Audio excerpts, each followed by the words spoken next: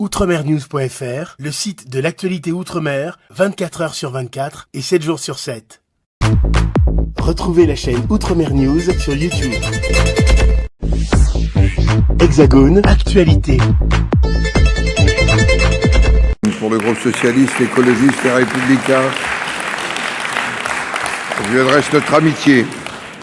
Monsieur le Président, Mesdames et Messieurs les ministres, mes chers collègues, ma question s'adresse à Madame la ministre du Travail et de l'Emploi. Madame la ministre, lutter contre la crise de confiance qui affecte le fonctionnement de nos institutions et détourne une partie de nos concitoyens de l'action publique passera entre autres par le respect de l'engagement et par notre attention portée à leurs difficultés du quotidien. À titre d'illustration, l'âge moyen du départ à la retraite en Martinique, par exemple, est de 65 ans contre 63 au niveau national. La pension de retraite moyenne, quant à elle, plafonne à 575 €. Pour des raisons qui tiennent à notre histoire, à l'arrivée tardive de la sécurité sociale, les niveaux de pension sont significativement plus faibles que dans l'Hexagone.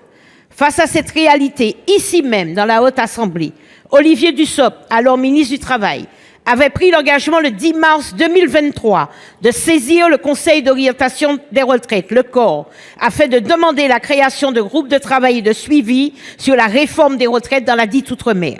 Cette volonté du gouvernement m'avait été réaffirmée en octobre 2023 par la Première ministre elle-même lors de déjeuners de travail organisés avec les élus de l'Outre-mer au Palais de l'Élysée. Plus d'un an et demi plus tard, la situation n'a pas évolué. Elle demeure inchangée. Dans un contexte social toujours extrêmement tendu, marqué par des revendications sur les conditions de vie dans la dite Outre-mer, ce dossier appelle une action sans délai du gouvernement. Aussi, Madame la Ministre, je vous demande de tenir l'engagement pris par vos prédécesseurs et vous invite à saisir le corps dans les meilleurs délais afin que cette mission soit mise en place dans l'intérêt de nos retraités. Il y va de l'élémentaire équité que nous appelons de nos vœux depuis toujours. Pour vous répondre, la parole est à Madame la ministre du Travail et de l'Emploi, Madame Panos-Bouvet. Monsieur le Président, Madame la sénatrice, comme vous l'indiquez très justement, les pensions de retraite dans les Outre-mer sont plus faibles et il y a plusieurs raisons à cela, notamment du fait de l'instauration plus tardive, effectivement, des régimes de retraite complémentaires, des durées de cotisation qui sont nettement moins longues et puis l'occupation d'emplois qui sont moins rémunérateurs que dans l'Hexagone. Les règles relatives sont aujourd'hui les mêmes que sur donc l'ensemble du pays.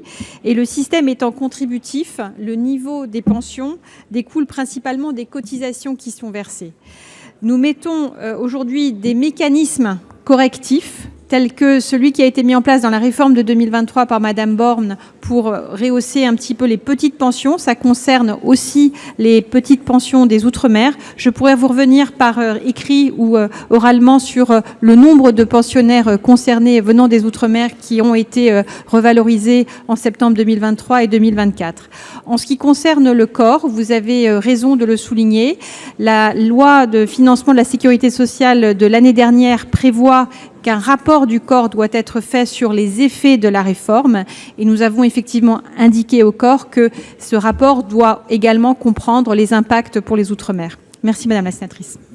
Quelques secondes, Madame Conconne, 6 exactement.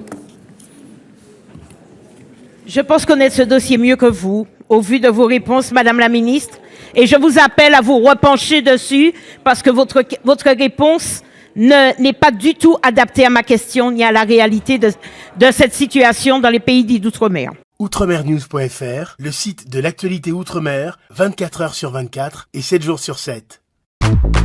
Retrouvez la chaîne Outremer News sur YouTube.